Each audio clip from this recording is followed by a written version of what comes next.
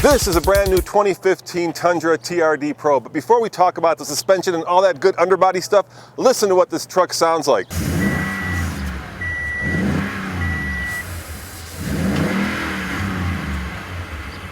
And that is coming up next on the Fast Lane Truck.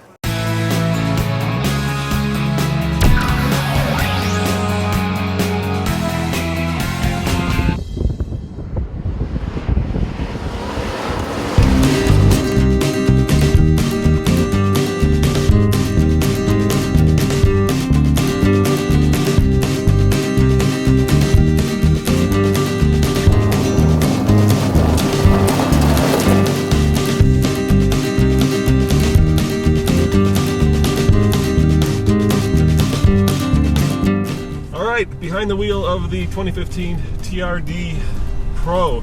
And I guess the question you might be asking is, how does this compare to the Raptor? And since we have a long-term Raptor, I've got a little bit of experience now with both trucks. And I would say that this is about halfway to a Raptor. And what I mean by that is the suspension is good. It's not quite as dialed in as the Raptors. It's a little bit more probably roadworthy than off-road worthy, whereas the Raptor is certainly very off-road worthy. But the biggest difference by far is all the electronics. In a Raptor, you can turn them all off, which is exactly what you want in the dirt. You don't want to be fighting the ABS like I am now.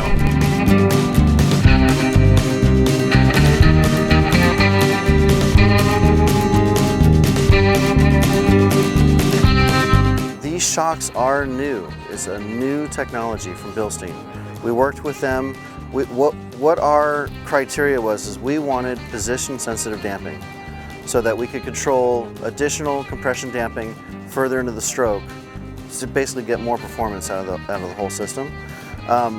So with working with Bilstein, they came up with a brand new design.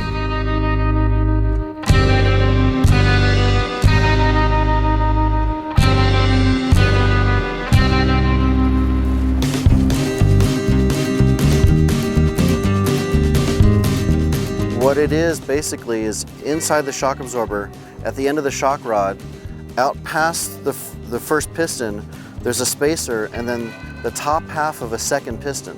But I have to say I'm impressed by how quiet and non-squeaky this truck is. I've got the world's best navigator as my partner. There's a little bit of pressure here. Does really well, you know. I feel like it belongs out here. And at the end of the day, let's face it, most people aren't going to race these things. They're going to use them as family haulers, as boat towers, and then every so often you'll take them on a dirt road, and maybe if you're really into it, you'll flog them out here on the... There's a couple up here we didn't mark for you just to check on your terrain reading ability, so we'll know if you have or not. And the best part is that right there, is that exhaust node. We've been calling it jounce cups. If you want to think of it visually, it's like, if you remember those old camping cups that would extend? It looks like that inside.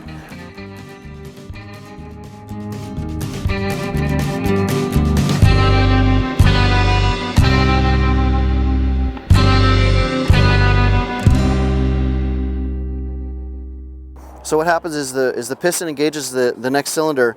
Once the piston gets to the bottom of the first cylinder, the whole cylinder and piston goes down into the next cylinder, which is a third stage of compression.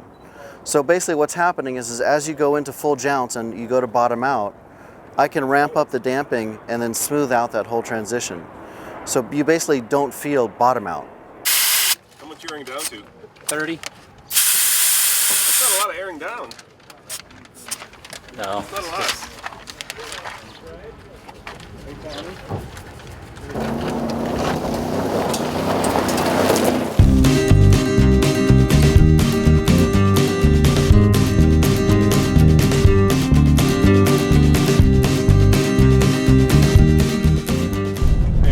Response is actually excellent. I think this engine is well suited for this truck, even though it is a little bit thirsty, and I can't imagine how much thirstier it is in the TRD Pro version, since it's taller and probably much less aerodynamic. Here's an obstacle. And of course, people are going to have to be careful. It is not a race car, so you know you can't drop this off the side of a building and not expect it to fold up and stuff, right? It's, you know, so but it's going to be very, very impressive off-road. And obviously it's a big giant truck, so probably more for open area, desert type, or open roads, farm roads.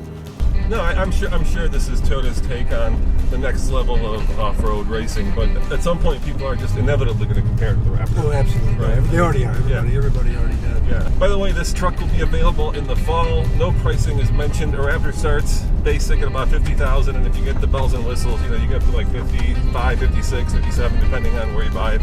So if they can come in below 50,000, I think they'll have a good truck to compete in the desert off-road running segment. As always, this is Roman and The Iron Man. the Iron Man, Ivan Stewart, and back there is Kane, saying thanks for watching, and check out tfltruck.com.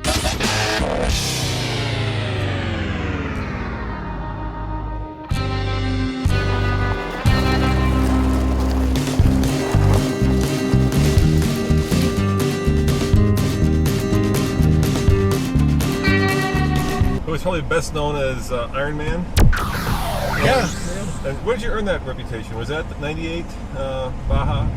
No, Did that you was win, or was that before that? No, way before that. A Valvoline Oil Company put up an award called the Valvoline Iron Man. Yep.